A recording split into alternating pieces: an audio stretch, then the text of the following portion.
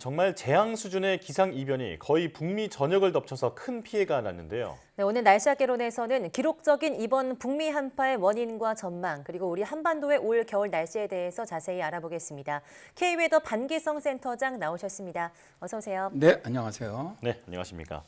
자, 지금 북미의 날씨가 체감 온도가 영하 50도까지 내려갔다고 하는데 이게 한 번도 겪어보지 않은 추위라서 체감이 잘 안 되거든요. 이런 추위가 인체에 어떤 영향을 주나요?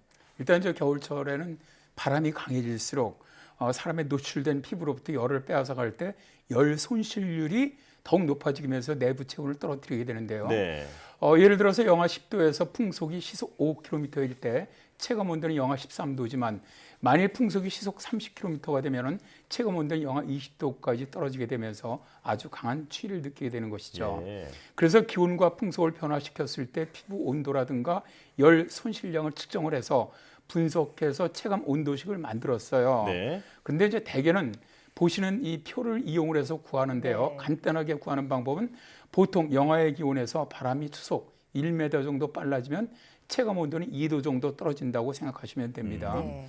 예를 들어 기온이 영하 10도이고 풍속이 추속 10m라면 체감 온도는 영하 30도가 되는 것이죠. 네. 체감 온도에 따라서 인체가 받는 영향을 보면 영하 9도에서 영하 16도 사이일 때 노출 피부가 냉각이 되고요. 영하 17도에서 영하 23도일 경우는 일정 시간 피부가 노출될 때 동상이 증대하고요. 영하 24도에서 영하 32도일 때는 단시간 내에 노출 피부가 동상에 걸리고요. 영하 32도 미만이면은 아주 위험하기 때문에 야외 활동을 제한하도록 캐나다 기상청은 권고하고 있습니다. 네. 따라서 이번 미국 한파에서 시카고 지역의 체감온도 영하 50도를 기록했다는 것은 야외 활동 시 매우 위험한 정도로 훨씬 넘는 것이죠. 그렇네요. 우리나라에서 최강 한파를 기록했다 이러면 보통 뭐 체감온도 영하 20도 이런 헤드라인을 제가 본 것 같은데 영하 50도는 정말 상상하기도 어려운 추위일 것 같습니다. 이 정도 한파가 평소 북미 지역 날씨와 좀 차이가 있을까요? 그렇죠. 매우 이번에 이례적인 것은 사실은 미국보다는 더 추운 지역이 캐나다거든요. 그런데 네. 캐나다 기상청에서 겨울 체감 온도를 만들었는데 가장 위험한 것이 체감 온도 영하 32도까지였거든요. 네. 이 이야기는 이번에 미국을 강타한 혹한에다가 폭풍 사이클론으로 인한 강력한 풍속에 체감 기온 영하 50도를 기록하는 것이 아니냐 이렇게 보는데요. 평시 겨울에 추울 때 미국 북동부 지역의 기온이 영하 한 20도 내외 정도인데요. 이번 혹한에는 실제 관측된 기온이 버팔로라든가 노스다코타 지역에서 영하 45도까지 떨어졌거든요. 예. 매우 강력한 북극 한파가 내려온 것이라고 할 수가 있고요. 그래서 이번 혹한은 아주 매우 이례적이라고 할 수가 있습니다. 예. 원래 추운 지역이긴 하지만 이렇게까지 기온이 떨어지는 것은 매우 이례적이다 말씀을 해주셨는데요. 방금 북극 한파라고 말씀하셨는데 이번 혹한의 원인에 대해서도 자세히 설명해 주시죠. 아무래도 이제 가장 근본적인 원인은 기후변화 때문이라고 봅니다. 지구온난화를 위해서 현재 기온이 가장 높이 상승하는 지역이 북극 지역이에요. 네. 이 지역은 중위도보다 3배에서 4배 이상 기온 상승이 발생을 합니다. 그런데 북극 지역의 기온이 올라가게 되면은 북극해의 빙하가 많이 녹게 되면서 기온 상승이 더 심각해지게 되죠. 예. 북극 지역에 아주 매우 추울 경우에는 북극 지역의 한기를 막아주는 제트 기류가 아주 강해집니다. 그래서 극제트가 남하하지를 못하는데 기후변화로 북극 기온이 높아지게 되면은 북극과 중위도의 그 기온 차이가 적어지면서 극제트가 약해져요. 예. 그렇게 되면 남쪽으로 내려오게 되는 거거든요. 이때 제트 기류가 내려오는 지역은 북극 한기가 따라서 남하하면서 혹한이 발생을 하는데요.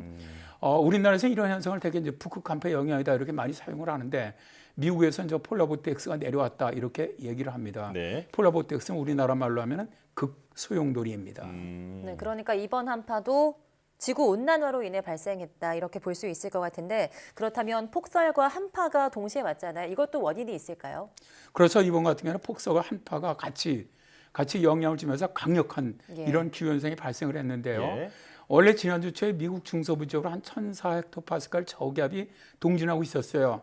근데 이때 북쪽에서 아주 폴라보텍스, 굉장히 강한 극소용돌이가 내려오면서 북극 한기를 끌어내렸습니다. 저기압은 남쪽에 따뜻하고 수분한 공기를 공급받는데 북쪽에서 갑자기 강력한 한기가 남하게 되니까 대기 불안정이 아주 극심해지면서 저기압이 급속하게 발달하게 되었던 건데요. 네. 이로 인해서 저기압이 발달하다 보니까 폭설이 내리게 된 거고요. 또 북쪽 한기의 남하로 인해서 한파도 같이 닥치는 것이죠.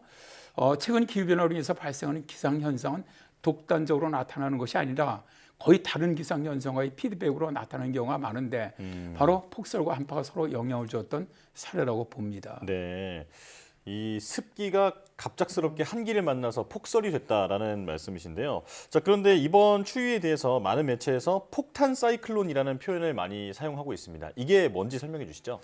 이번 미국의 강력한 폭설과 혹한 같은 경우는 가장 큰 원인이 이제 폭탄 사이클론 때문이다라고 이제 많이 지금 보도가 되고 있는데요. 네. 일단 이제 폭탄은 밤 아실 테고 사이클론은 저기압입니다. 예. 그러니까 사이클론이 저기압이니까 폭탄 저기압이라고 말할 수가 있는데 이건 뭐 기상 사전에 나와 있는 단어고요. 네. 폭탄 사이클론은 보통 저기압이 아니고 차가운 북극기류와 습한 공기가 만나서 생성되는 저기압성 폭풍입니다. 그러니까 통상 24시간 이내의 기압이 24헥토파스칼 넘게 떨어질 때 나타나는데요. 네. 이번 폭탄 사이클론은 북쪽의 강력한 한기의 남하로 저기압이 짧은 시간에 강력하게 발달한 경우로 기압이 갑자기 떨어지면서 차가운 공기가 폭탄처럼 쏟아지면서 한파가 몰아친 거거든요.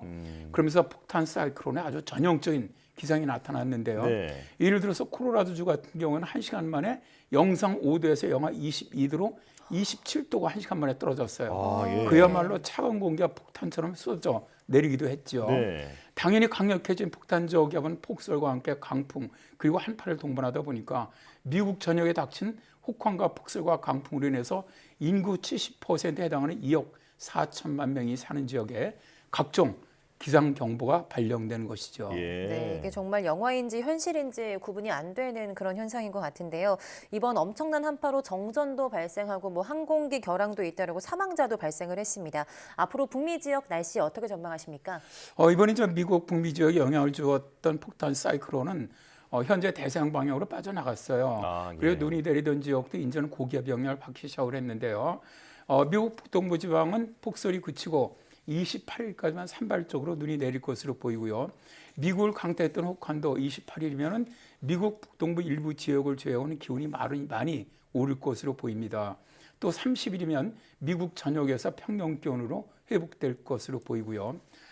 현재 이제 미국 서부에서 이동하고 있는 저기압 영향으로 미국의 북쪽 지방으로는 연말에서 연초 사이에 눈은 내릴 것으로 예상됩니다. 네. 다만 이번에도 큰 피해를 겪었던 동부 캐나다 지역은 연초까지 강력한 폭풍과 혹한이 이어질 것으로 보입니다. 예. 네.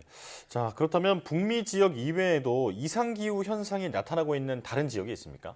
아무래도 이제 지난주부터 이번 주까지 가장 큰 피해를 입은 지역이 일본입니다. 네. 18일부터 내려온 강력한 시베리아 고기압이 차갑고 건조한 바람이 동해상을 지나면서 강력한 눈구름을 만들면서 일본 동해 지역으로 폭설을 내렸는데요. 22일까지 이마가타현 오크라무라는 223cm, 니가타현과 아오모리현에도 180cm 이상의 대형 폭설이 내렸고요. 또다시 23일과 24일 야마가타현 오구니마치에는 97cm, 니가타현 세키카무라에는 81cm의 눈이 쌓이는 등 동해방면 일본 지역에 기록적인 폭설이 쏟아졌습니다. 네. 일본 소방청 발표에 따르면 이번 폭설로 14명이 사망을 했고 34명이 중상, 53명이 경상을 입었다고 합니다. 그리고 대만에서도 한파로 인해서 12월 16일부터 18일까지 저체온증 등으로 인해서 99명이 사망한 것으로 대만 언론이 보도하기도 했죠. 네, 일본과 가까이 붙어 있는 우리나라도 올 겨울이 좀 더 춥다고 느껴지는데요. 우리나라 올해 겨울 날씨, 지난 겨울과 어떤 차이가 있을까요? 일단 작년 겨울은 굉장히 따뜻했습니다. 근데 올해는 뭐 12월 들어서면서 추위가 굉장히 일찍 찾아왔고요. 또 기온도 평년보다 3도 4도 정도 낮은 추운 겨울이거든요. 그래서 한강의 그 결빙도 평년보다 16일이 빠를 정도로 그 추위가 굉장히 빨리 내려왔습니다. 그리고 주기적으로 기압골이 통과하면서 눈이 내리긴 했지만 사실은 평년보다 강수량은 적었습니다. 예. 전국적으로 평년보다 적은 강수량을 보이면서 중부지방은 평년의 한 2분의 1 정도, 서해안을 제외한 남부지방은 평년의 한 3분의 1 정도밖에 눈비가 내리지 않으면서 가뭄이 계속 이어지고 있죠. 네. 네. 사실 지난해 겨울이 유난히 따뜻하기도 했고 가물기도 했던 해여서 비교하기가 좀 쉽지는 않을 것 같은데 그렇다면 그 예년에 비해서는 올겨울 날씨 어떨까요? 일단 지금 계속되고 있는 한파는 이제 연말이죠. 연말과 연신 31일 날부터 1월 1일까지 살짝 평년보다 기온이 오르겠지만 네. 다시 내년 연초부터 한파가 다시 내려옵니다. 그렇더라도 올해 1월은 평년보다 기온이 약간 좀 낮은 추운 달이 될 것으로 보이고요. 예. 라니냐가 중립으로 돌아가는 2월부터는 평년과 비슷한 기온을 보일 것으로 예상을 하고 있습니다.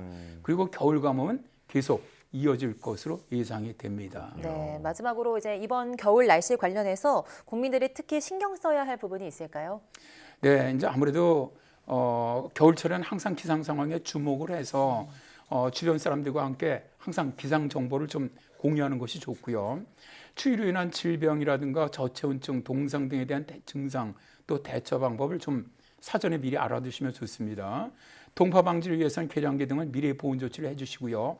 외출할 때를 대비해서 내복이나 목도리, 모자, 장갑 등을 준비를 합니다. 네. 장거리 운행 계획이 있으시다면 빙판길 교통사고 대비 장비 등을 미리 구비하시는 것이 좋겠고요.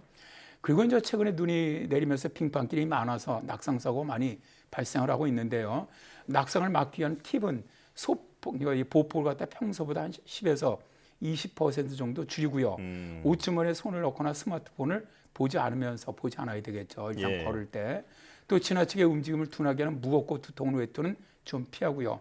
넘어질 때는 무릎으로 주저앉으면서 옆으로 굴러서 피해를 최소화하는 것이 좋습니다. 네. 예. 자, 사실 우리나라도 요즘 눈이 안 녹아서 바닥이 많이 미끄러운데 주머니에 손을 넣기보다는 장갑을 착용하고 주의하면서 걷는 게 좋겠습니다. 자, 날씨 학개론 K-웨더 반기성 센터장과 함께했습니다. 고맙습니다. 네, 감사합니다.